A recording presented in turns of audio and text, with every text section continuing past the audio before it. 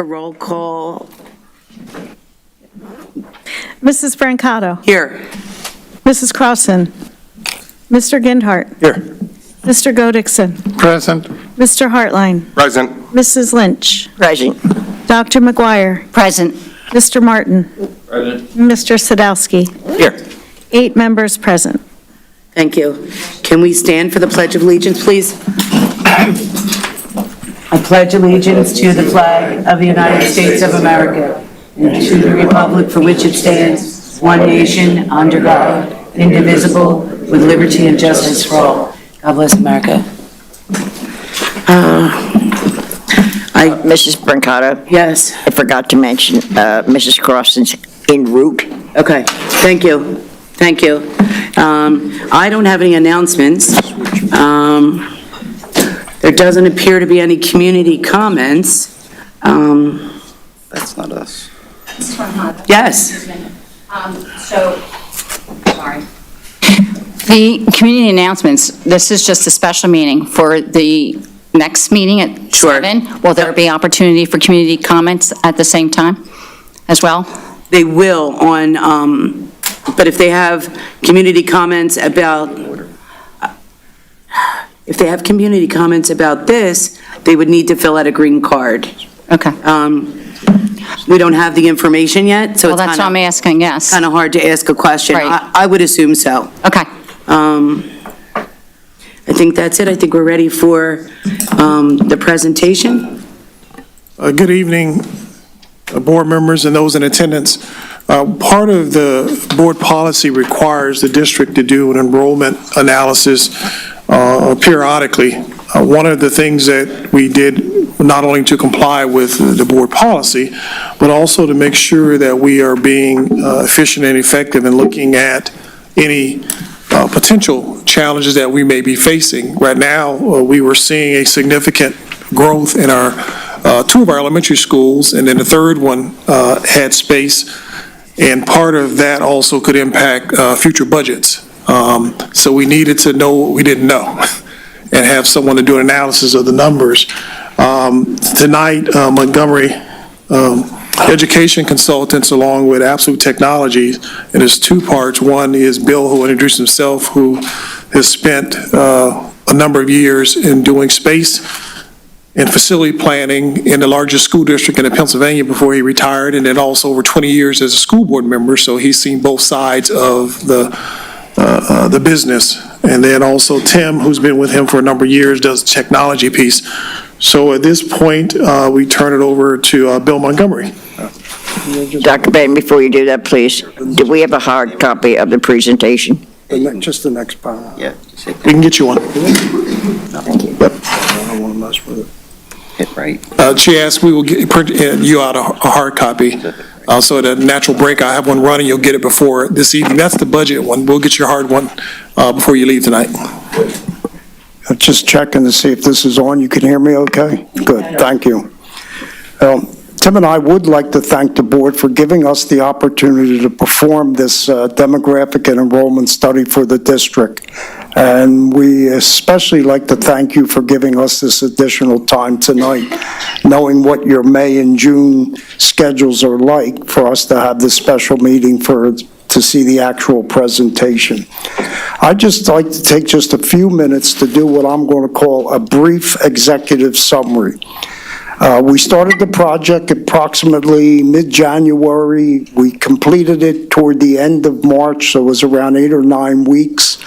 Initially, we go in and we do an in-depth demographic study. At the same time, we're compiling all the enrollment data. Working with the township, we review their websites. We talk to the local realtors. I met with a few of the local developers to get an idea on the demographic side. The townships and most every one of us would concur that they feel that they're about 91% or more built out. However, there are a couple projects right now going on, and Warminster has 2, 7 new homes being built off of York Road, and planned 20 new single-family homes off of Bristol. The township has given the permit, but the developer is yet to pull the permit to start building. In Upper Southampton, you have 30 new townhomes being built that should be done sometime toward the end of 2025. They're off of Street Road, as I said, right next to the province of Southampton. We look at your enrollment projections, and we see some interesting aspects of it. We noticed that presently the enrollments are kind of going up and down overall within the school district, K through 12. However, you'll see with Tim's presentation, your elementary schools are starting to tick up. And at the same time, you have a good number of large live births. And the piece of that's of interest is 10 years ago, you got a certain percentage of all the students that were born 5 years later coming into kindergarten. And that percentage, again, Tim will be exact with it, was like around 70%. Now that percentage is in the high 80s, close to 89. So you're getting, and that's an incredible number. And it should be like an indication you're doing something good. People are moving into the district to attend school here. People are buying homes, they're having children with the understanding they're going to be going to school. So you went from 10 years ago at 70% kids entering kindergarten to 89%. Again, I don't see anything immediate for this coming September that you have to react to, but two areas that really need to be taken into consideration. And the first is your English language learners. They're increasing. You'll see those numbers. And the space for them is decreasing. And same with your special ed. They're going to need the administration, and perhaps with the board members, to start coming up with some thoughts as to how you're going to either disperse them or silo them or move them into certain areas so that there's expansion for those two groups. That's what I see as the primary for this coming school year. Other than that, when you see the numbers, you're going to start seeing growth that perhaps in 2 to 3 years or so, you're going to have to give some consideration as to either changing boundaries or coming up with some other solution to house what we see could be an increase in enrollment. With that said, I'll introduce Tim. Tim will run through the slides. There's about 25 of them. When we're done, we're open for any questions, and as you're going along, if you see something that pops up with Tim, I'm sure he doesn't mind if you just ask him then. Thank you.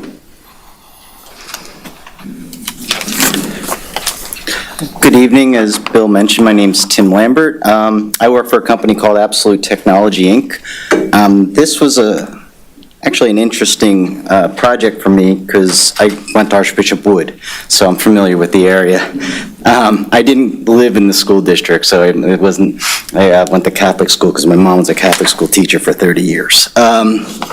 So what I'm going to do is kind of draw you through the whole process, starting with what we look at, how we do it, and then how the results became what they became. So I'm just going to try to walk you down the path here. So a lot of this will be pretty obvious. What happens is, for kindergarten, a large percentage of those kids are going to be students who were born in the district and then 5 years later came to the school district. So we look at that whole process of the number of live births and how many go into the school district as well, and then we track all that. And I'm going to really spend a lot of time going in depth with that, because what happens is when you have a school district such as yourselves, where the students a lot of times stay throughout a large portion of their K-12 education, what happens in kindergarten is going to propagate through those 12 grades. And so what happens in kindergarten really makes it, understanding how those numbers are generated really goes and plays out how your 10 10-year projections are going to go. So we look at the live births as well as the number of those live births who may end up coming into the school district for both kindergarten and first grade. All the other grades, it's kind of like a progression from grade to grade as well as the transition between schools. But there's a whole wealth of information that we also take into account. As Bill mentioned, we have demographics for existing developments, and then you think of like neighborhood cycles, older people may be retiring, moving out, and younger families may be coming in with students. There might be migration into the area.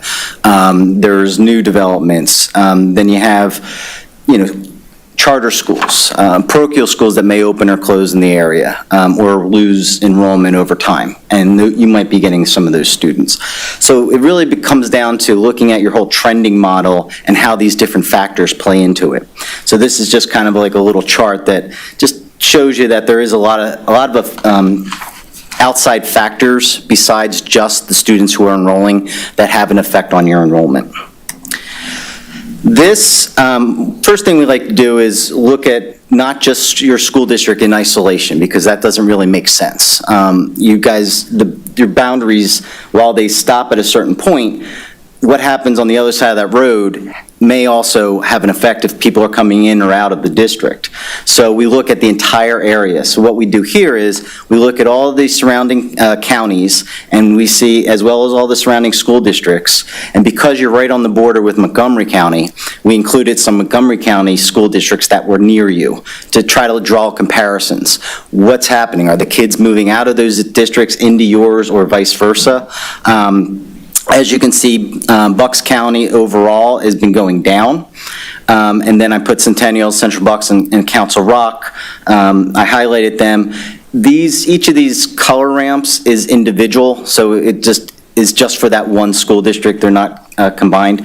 What I'm showing here is, you guys are actually the number one, in what we're looking at the number of kids prior to the pandemic and the number of live births after the pandemic.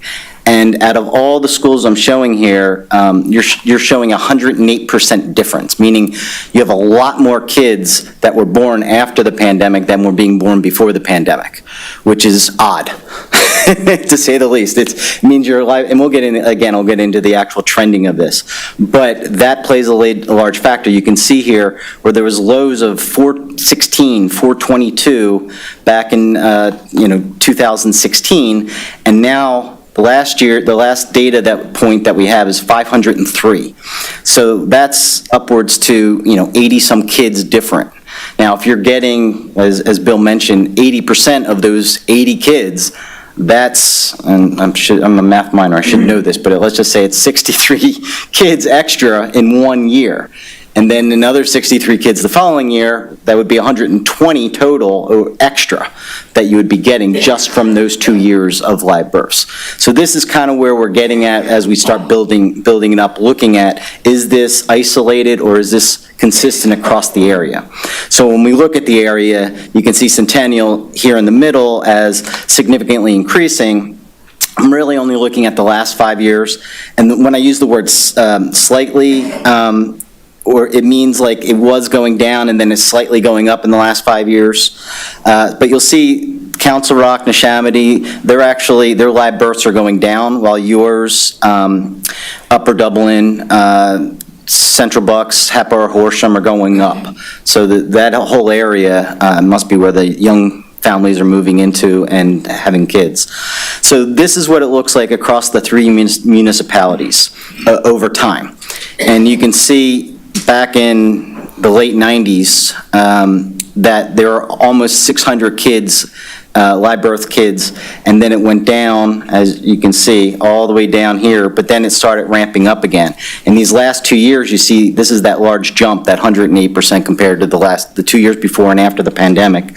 You can see what's happening there. There we go, all right. This is looking at it as how these kids actually enroll in kindergarten. So you see everything in blue, including the last blue column here, or bar here, is your current kindergarten students. So the ones in the orange, we know those numbers, we know the live births, and they will be the kindergarten students for the next 4 years. That's the cohorts we're working with. And then the red shows what our projected live births are for the combined three municipalities, and I'll show you why that number is the way it is. So if we were to look at a trend based on just the last couple years, that number would skyrocket. But if we look a little bit more, a little further out, it looks like there is kind of like a more natural line that's increasing from that low point. I think we were saying around 2016 or so, all the way through. So we chose to use that purple line as a more realistic line for your live births as opposed to skyrocketing it and, thinking that those 2 bars was more probably of a post-pandemic situation. So Bill had mentioned earlier, we look at the percentage of students who are born and then 5 years later go into kindergarten and 6 years later go into first grade. The data comes in as, I have the numbers here and I'll look at them in a second, but the way that the Department of Health provides live birth information is by municipality and by month. So neither of those line up directly to what a school district really is. So what we do is we take those calendar year months and we shift that to a realistic school district registration months, meaning September through August would represent those kids 5 years later. Are those kids eligible to be enrolled in kindergarten?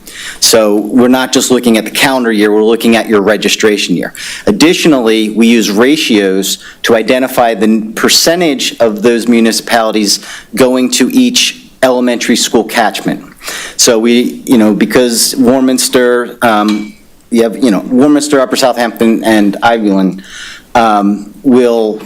are not lined up directly with your elementary schools. So we can't assign 100% of a municipality to one school. That would be nonsensical. But if you were to look at and I wrote the numbers down here because they're going to become relevant.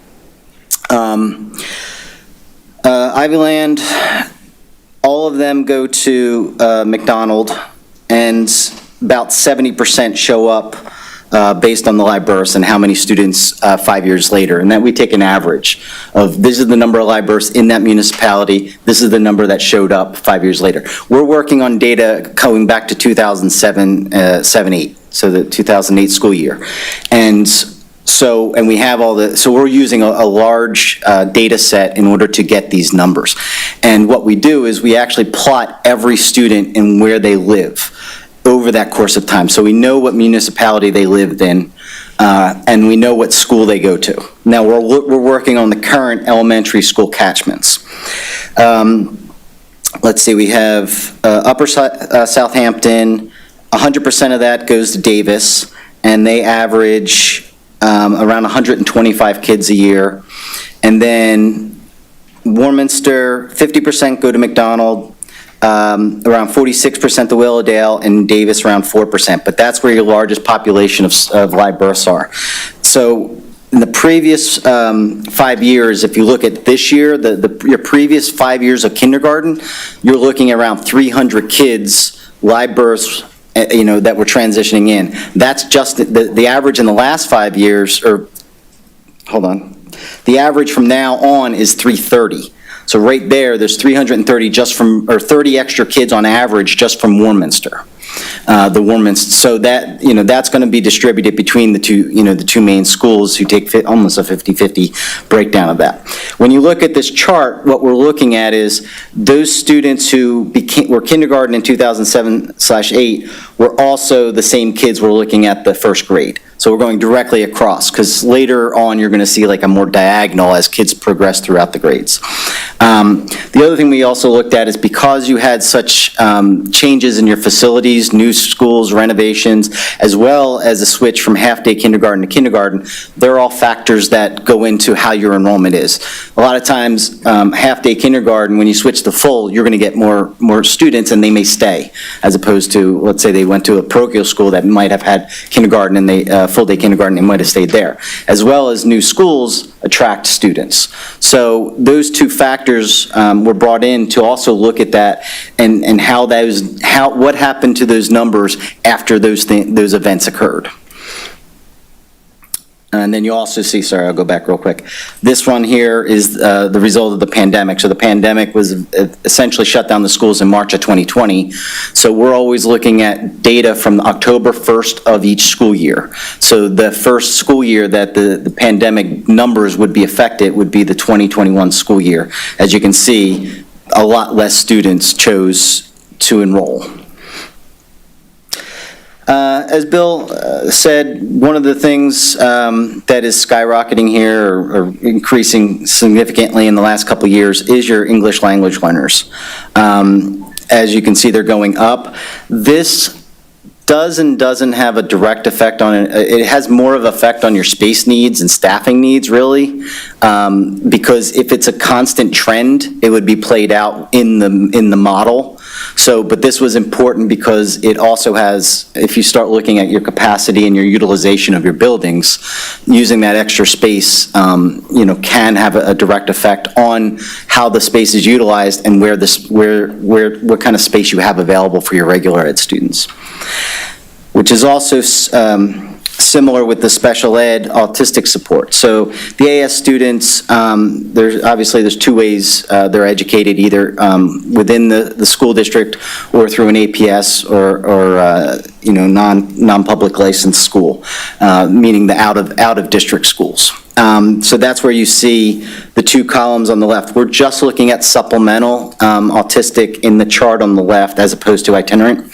So the itinerant, you'll see in the second column from the right, are the students who don't require like the more advanced needs of the supplemental students. And they're almost always handled in-house. Oops, I just accidentally hit that. So in total, you'll see that the numbers have been going up over time, and this is indicative across other school districts. This is actually the EL population as well is also showing up in a lot of different school districts. This is the same data on the left-hand side as shown in the previous slide, just in graph form, where you can see the numbers going up. The orange representing that you're out of district, the students who are sent to a specialized school as opposed to being handled in-house. I want to note one error on the bottom right for the itinerant. That's actually 22-23, not 23-24. I had that wrong in the chart, so it listed it wrong. So that's LIBURS and EL and special ed. Now we start looking at the actual enrollments and your trending there. So similar to what we did with LIBURS, we do with enrollment across the different counties, across the different school districts within the county. You can see Centennial there in the yellow as its enrollment going down. We'll go into this in more detail when we look at the actual projections. We have these numbers for Centennial as well. But you'll see, I just want you to, this is also good if you ever need to reference something. You can say, okay, this is how we're doing compared to other school districts, whether we're going up or down. So Central Bucks obviously is was showing a decline over time. So is Council Rock. So Bucks County as a whole, over the last, 16 years, has gone down 10,000 students. So it is across the board. It's just where it's occurring is slightly different. So this is a similar map to what we showed before. But before, where we're showing LIBURS, now we're showing the enrollment trends. And here you can see Centennial is stable. Meaning I'm looking at the last 5 years. We just discussed that the last 2 years of data is really skyrocketing here, for LIBURS. But enrollment is pretty much stable, meaning there's no drastic changes. If you're going down at a steady rate. If you're going up at a steady rate. Next thing I'm going to get into is going to show you a lot of maps. I just literally changed these a little just because versus the presentation you have in your hand, it's just a little bit easier to explain some of these, bless you, prior to, just the order in which they're shown. So I'm sure you're all familiar with your own school district, but this kind of shows, and we quick colors that we hope would pop out on the presentation to make it a little easier for you and the audience to see them. But this shows the catchments and where the schools are located. So you'll see up in the blue, you have Willowdale, green, McDonald, and red is Davis. And then where the two middle schools and the high school reside. And then I'm going to show you, this is where the middle school draws from. So you can see how it kind of cuts through. This little area here has no students. I believe it's, what's the, yeah, is that the retirement home? I can't remember. Old Navy House. Okay, thank you. So having this line over here, even though it shows red and it looks like Davis is a split pattern, feeder pattern, officially they do, but I don't think there's any students that live there, so it's not, you might not necessarily see Davis kids going to law college. This is a map showing where the developments are. I don't know, Bill, if you wanted to discuss this at all. Yeah, as mentioned, there were a few new developments. Up in that top left-hand corner is the one that's 1250 West Bristol Road. That's the one that there's 20 new single-family homes approved by the Warminster Township, but again, the permits have yet to be picked up. A couple of the other ones, because we do plug them in even though they've been built, and they were only built a few years ago, and the way a development works, it takes, we project like 8 years for it to really be filled out. It doesn't like just get done in 2025, and then if there's 20 single-family homes, you're going to have X amount of students. We don't see it working that way. It works that progressive over a period of time, the houses get sold, families move in, some have students of school age, some don't, and they have children and eventually move in. So the ones that are like Rose Point, Dutcher, Stone Ridge, they have been built and they're occupied, but you are getting to see students progressively coming in from there. The other one that's the 30 townhomes is called Forest Park. That's going to be the closest one to development, and they should be done in around 2025, but again, you won't get a large impact immediately. It'll take a period of time, and historically, we don't see the same amount of number of students coming from a single family or a townhome as compared to a single family home. Then Forest Park is down there, and then Beth Anna. Excuse me if I'm interrupting, I don't mean to, but I'm going to. Cobblestone, where is that located? I can see here that's in the vicinity of Willowdale, but exactly where is it? Which one is that? Cobblestone. Cobblestone? That Yeah, one. let me look on one of this. Do you want me to zoom in on it, Yeah. on a map? Mrs. Lynch, is that where Leary was? Yes, I think that's it. That's for what? Leary was. Where Leary was? Okay, and Off that, Henry Avenue? Is that where it is? It is, There it There is. you It go. was Leary School. We I had get it. a point. okay, I'm just curious because, Willowdale, Yeah, it's right, it's exactly where the Leary School was. yeah. okay, so I'm under the impression that 33 or 37 homes have already been built and that's, people are living in them. They are. I didn't know, are you telling me that there's a possibility of additional homes in that area? No. Now, what we're saying is that even though they've been built a few years back, Correct. you get the impact from them over a period of years. And up to as high as 10, usually around 8. Students will start, parents moved in, folks moved in, children are being born, and then they'll start coming to the school. Okay, I appreciate So that's why that, but it's, we don't go back much past 10 years for developments, but we went back that because they're 4, 5, 6 years back. but I'm So- under the impression it was either 33 homes or 37, a single area, Yeah. no additional homes, they've all been sold, and you're saying the impact of these homes that people are currently living in There's is 36 going to have an impact as we go on, meaning that they will have more children? There's 36 homes that were built, 36, and they're complete. But it correct? doesn't necessarily mean that they're zeroed out as far as having students that could come into the school system. All right, how many students are coming from these development right now? What can you tell on that? I can pull it up. That's a different. I'm sorry if I'm interrupting, No, but this is in my particular I can area. give you that data later. I mean, we have it, but I'd have to Yeah, we have Okay, to all right, thank you. search on. right now, I'm showing on the screen the current students and where they live in that development. That helps. Okay, thank you.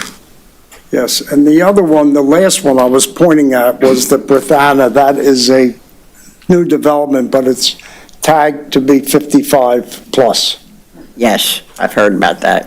Yeah.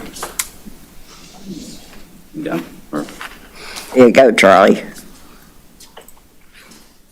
Hit the wrong button.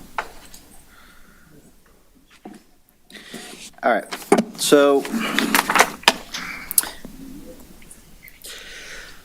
what we're looking at now is, and I just arbitrarily, not necessarily arbitrarily, I divided up the school district into like what I call neighborhood planning units or NPUs, to make it a little bit easier to, slice and dice and see what's happening around the district instead of just looking at elementary school catchments.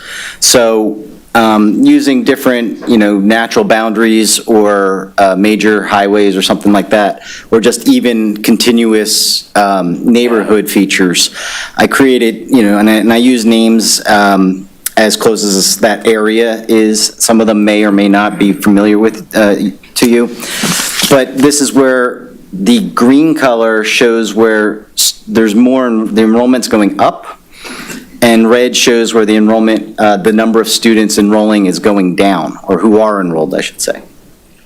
So you can see up here on the east side is where you're getting some growth, east and north, where west of York Road and around County Line down here is not showing as much growth for the number of students living there. This is actually showing just the distribution of where the neighborhoods are and where the schools are. And this is just showing their names a little bit easier. That's why I kind of move things around. Now we'll get into the actual projections. So the way you would read this, it's a lot of numbers, but you read top left to bottom right. So because the grades are to the right, so the first grade become next year's second grade, become next year's third grade, and so on and so forth. So the reason we like to use these color ramps is because it gives you a good understanding when you're looking, just kind of glancing from the upper left to the bottom right, you can see how the trend is. So one of the things you want to note right here is there's, a lot of kids that in 12th grade right now that'll be graduating out. And that is going to, obviously make your enrollment go down because you're graduating out a large cohort. And then you can see over here, this is the 2020-21 school year where you had a low number based on the pandemic, the low number of kindergarten, and that's going to propagate through and, stay low. You'll continue to get trending-wise students, but because it started low, it's not necessarily going to fully recover.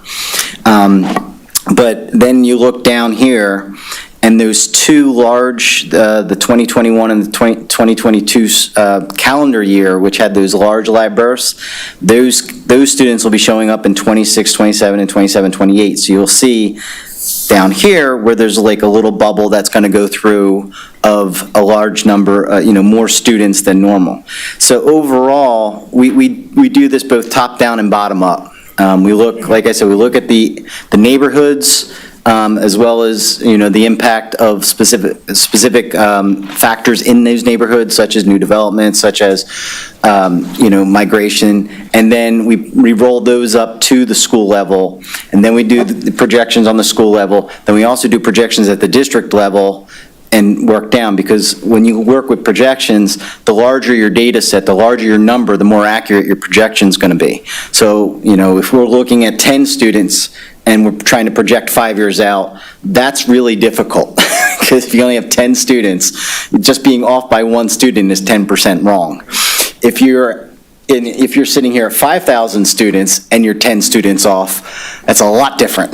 You have a lot less of a margin of error. So therefore, we do it in both directions to see, how they play out. And then the other thing we do is when you look at your enrollment, that's 13 years of live births from kindergarten to 12th grade. So we add up all those live births and we say, how does that compare to your enrollment?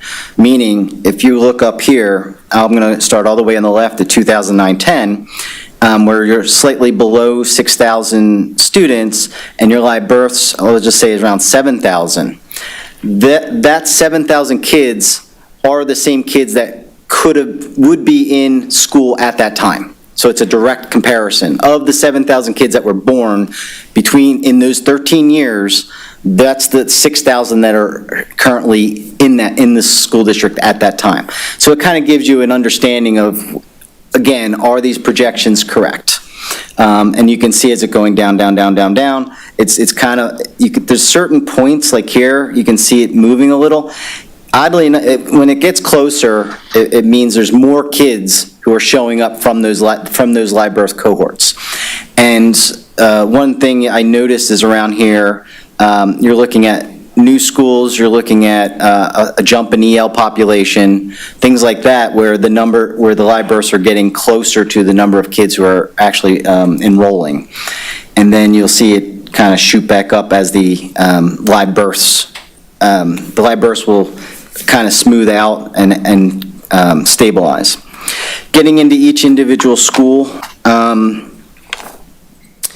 So Davis is primarily from Upper Southampton, and that has a consistent live births. So you'll see over time, those numbers are going to remain relatively stable. Going through, McDonald's probably going to have the most impact because it pulls 50% of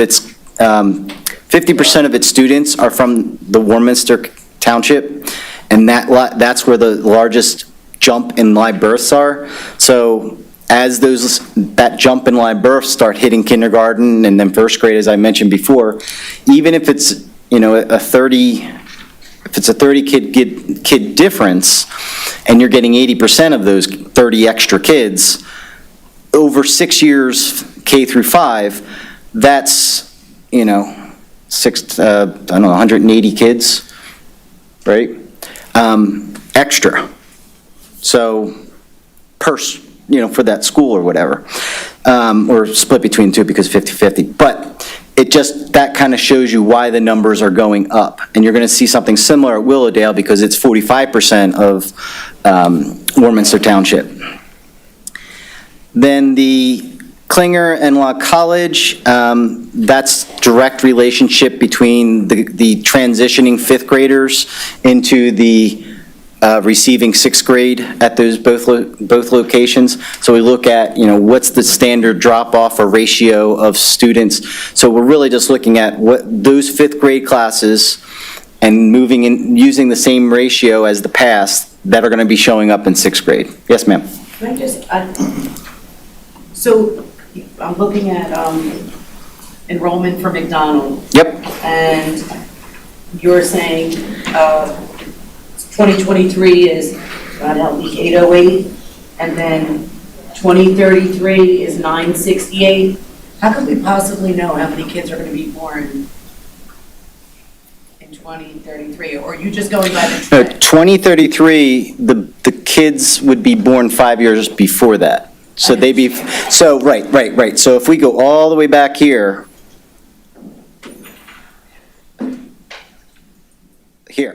Yeah. So there's your 2023 is the far right column. I know, but how can we possibly know? That's what the purple line is. I understand that, but have you met these kids that are,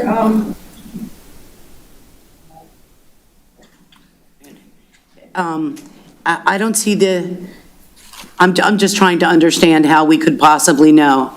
Because quite honestly, the kids who are, let's say 30, I would have expected them all to have children by now. But I'm going to tell you, in my house, that's not happening. Excuse me? No, you're right. they're The not. kids are having, our kids, us old people's kids, are having kids much later. That is true. Um, We're. I'm just asking, I'm not being fresh, I'm just No, asking. we're absolutely fine. We're looking at this trend line, and we're just saying, Because they're holding out, man. And they don't move out. No, they don't. They have to come back. So I guess the question is, how accurate are the live birth predictions? And what are they modeled on? Because that's what all this is hinging on, right? yeah, I'm comfortable with these numbers, but you'll actually, I have a note here, and it's in the full report, is because these projections are so highly dependent on the live births, that needs to be looked at every year. Because to your point, if the numbers don't show up as we identified them, that'll have an impact on the live births. And I don't want to, it's a huge qualifier. Well, this is your, I don't want to say like, here's your numbers, they could be totally wrong based on, but as you just said, right now, your number, right now, you're way above that average. If you look at this purple line, the last 2 years of live births are actually way above that line. So we're actually projecting, if we were to just use this last couple of years, that line would actually be higher. So we're trying to be a little bit more Could conservative. that line be higher because of COVID? It could be, but this is, if you see me I'm go, not trying to be fresh, miss. no, if you see me go back to here, that's why we do this, where you guys are actually abnormal, where you're at 108%, comparing your pre-COVID to post-COVID. Well, there was nothing open. But most school districts actually, they haven't caught up to their Okay. their pre-pandemic numbers. Okay. Well, they have by now, but when you compare the 2 years prior to 2 years after, most are below or equal to that 100%. You guys are way above that. Which is odd. So it could be just that one thing. That's why we didn't want to take that post-pandemic number Right. and use that, because that would be unrealistic. Okay. That's why we're a little bit more, evenly spaced across that. Okay. And this is kind of how, this is perfect, because this is why I'm walking it down the path. Yeah. Is to say, I don't want to just give you the numbers and say, here they are. Yeah. I want to show you how we got the numbers. Right. But this could definitely be wrong, and you'll see the qualifier is, it's really important that, because once the Department of Health comes out with the numbers, if they're much different than ours, because the majority of your enrollment is based on that live birth number. Yeah. That's what has to be keyed in and reviewed every year. Okay, it's reviewed every year. Yeah, I mean, well, Okay. they're 2 years in the rears right now. Right. Like, right now, their 2022 numbers are preliminary. Now, when you look at their preliminary versus their actual, they're usually off by like 1 or 2 kids, so I'm not too worried about that. But they haven't published the 2023 even in preliminary status yet. Okay.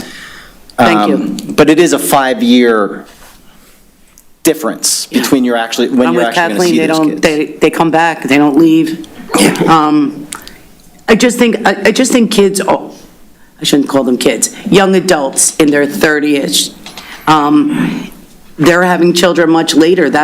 I'm not a birth specialist, but I'm going by the 30th that I know. They're waiting longer, and they're not having as big as families as old people like I am. They're not having as many children. Oh, I can agree. Yeah, I definitely agree. I work numbers. Yeah, right. I get it. Thank you, though, for your patience. If I Thank you. had that purple line go more horizontal, Yeah. you'd be questioning that. Why? Sure. All these numbers are going up. Why do you Yeah. have it going horizontal? Listen, thank you. I appreciate your patience. So a couple of things. So essentially using historical data and statistical modeling for the future to anticipate what our birth rates are going to be, and then basing the enrollment on that. Correct. Okay. If we go back to slide 23, which is the enrollment history with live births, and you see the partial bell curve that has a narrowing gap between the blue line and our line. What it is showing us essentially is that the individuals who are moving into the district and having children are at a much more constant rate, because I see that gap seems to be pretty constant, that they are keeping their children within the district and not placing them in competing districts or, or private schools or whatever have you. Correct. So really, that's really kind of the most important line that we are looking at, is the variation of that blue line to the top line, showing us at what rate our children are continuously enrolling within our classroom, Right. and then following that through to the higher grades. Absolutely correct. These are Okay. the actual numbers here. So you'll see back in, 2012, you were getting 64% of the live births. In 2019-20, you got 92% of the live births. Now, admittedly, we're comparing live births to kindergarten. Students who moved in, who were not born here, would also be counted in that percentage, because we're looking at the number of kids who are in kindergarten. So that also plays into a factor of your migration. That's why we also look at these English language learners, because if they're moving in and they're between age 0 and 5, they're going to show up in kindergarten but not show up in your live birth numbers. So just because live birth predictions have been going on for a long Give time. me 1 second. I'm sorry. We're going to run out of time, so I think you want to make sure to get questions and cover anything else you think is important, because we're going to run out of time. But go ahead, Mr. Kennard. I just want to give him a warning. Yeah, no, that makes sense. Just historically, how accurate have live birth predictions been? And are they using the same model so we can look at these projections and feel relatively confident in them?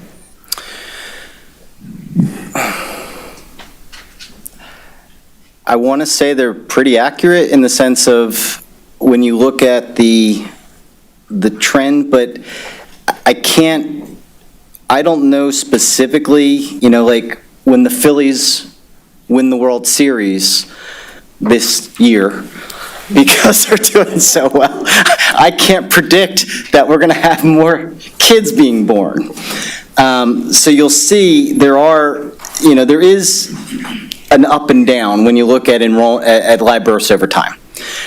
We just have to do our best to say, okay, this is the trend that's happening, and we're looking really at the average live births. You're going to get, next year it might be a low, and then a high, then a low, then a high. You're never going to be, there's never a dead-on linear, progression from one to the other, but on average, we expect this to be the live births moving forward. There's no real consistency. We've seen this before where, you'll have like a 10-year up, or I'm sorry, a 10-year to go like this. Every 10 years, it just is like a wave. I mean, we've seen that. It's amazing. We have no idea. I assume it's like they're all starter homes, and then people move out, and then new families move in as a starter home or something like that. But here, I was looking at that, but there's not really, because it was kind of like it went down, then it went up a little, then it went down. And you can, if you ignore these first couple ones, it kind of looks like it's a little bit going into a roller coaster. And then if this red line was to play out, it'd go up and then down like this. And that's, again, why we wrote live births are very important, because next year, if the 2023 numbers come in up here, that means a lot more kids are going to be showing up.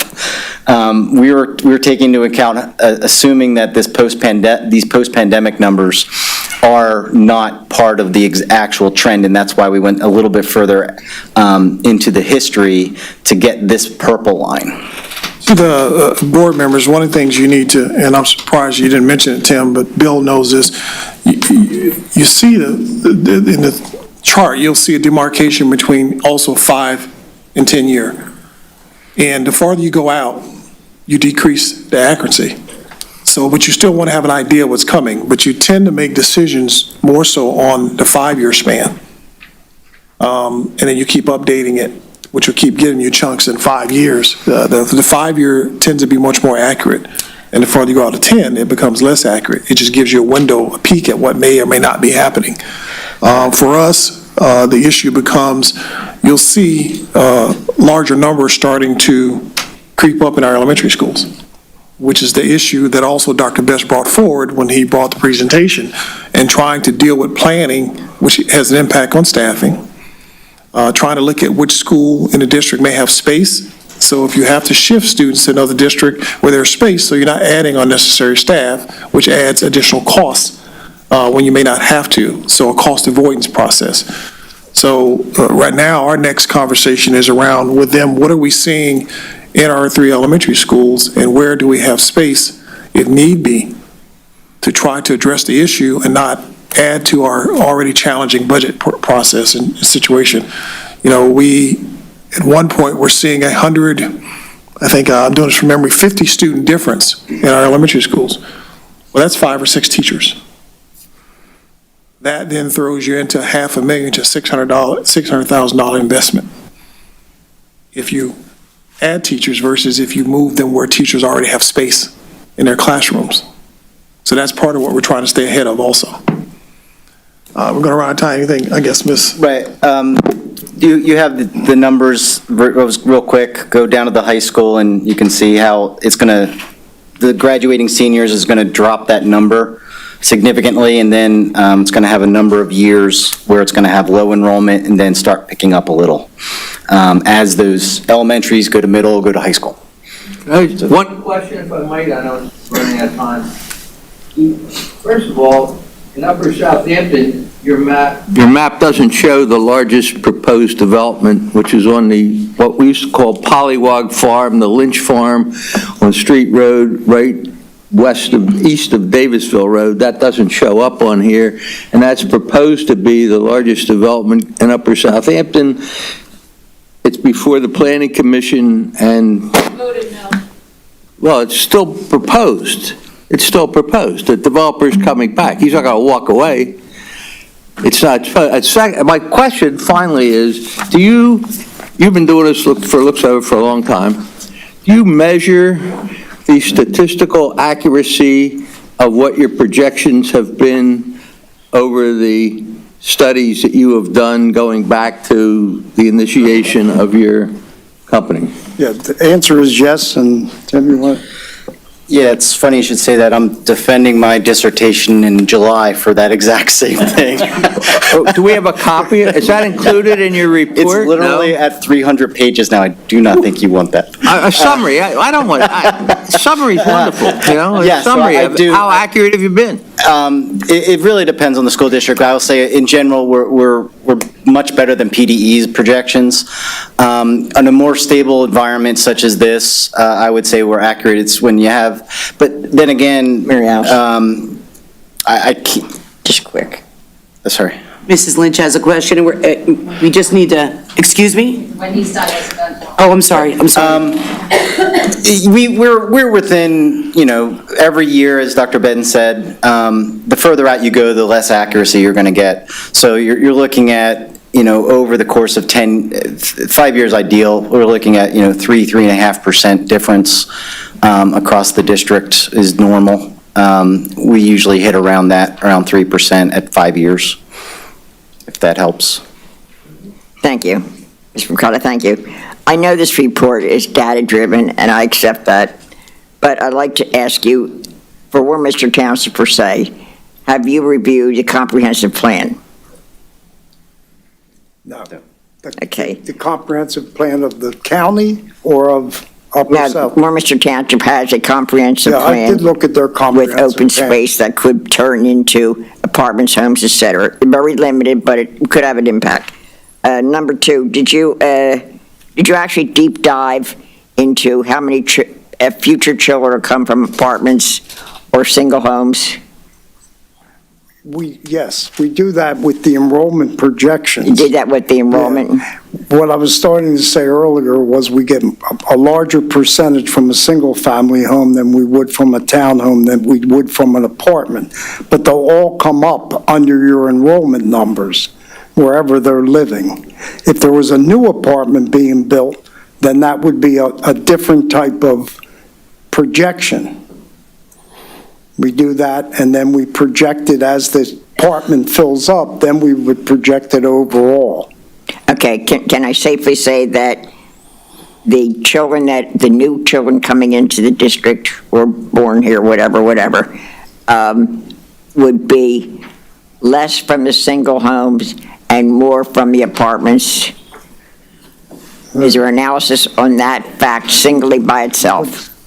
If you don't have it, it's okay. I think it's just, I'd have to look, but you're absolutely right. We do look at, because when we see a large concentration on like one dot, that's obviously like an apartment. Okay. So we do look at those apartments specifically, but then we roll it up into the other numbers, because you want to do, as I said, you want to do projections on as large a number as you can and still be accurate. So it'd be hard to look at, we do have numbers for every neighborhood. I think there's like 30 different planning areas that we do look at the actual numbers, and then those numbers over time and how they're progressing, which would include those apartments and single-family homes. Because you'd be looking at one area that has all single-family homes as a cohort, that you're looking at that cohort individually. Thank you. I think we need to wrap things up, Dr. Bennett. No, I just said thank you that we're going to have to transition to the actual board meeting. If you have any additional questions, you can shoot me an email and I can send it to them. For that, like I said, next step is we'll be meeting with them to look at what else is this telling us to try to get ahead of any challenges that may be facing in the elementary school level. All right, thank you. Thank you. Okay. I don't have a copy of the... Special meeting is adjourned, and we will, Dr. Bennett, do you want time between? Yeah. Get you 5 minutes? Yep. Can we have 5 minutes, and we'll be right back?